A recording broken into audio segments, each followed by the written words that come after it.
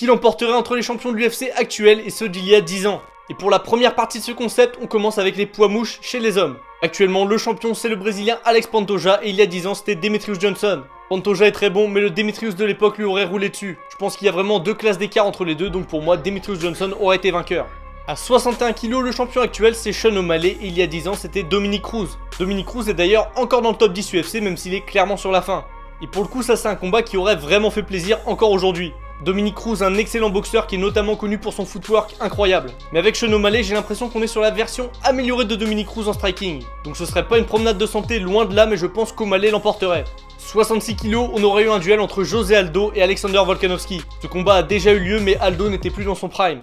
En 2013, Aldo était au sommet de son règne, il venait de battre Frankie Edgar et le Korean Zombie. Mais en face, Volkanovski c'est quasiment le combattant de MMA ultime. Alors que ce soit Aldo ou Volkanovski, ils savent absolument tout faire. Et je pense que même avec un Aldo à son prime, on aura une victoire de Volkanovski.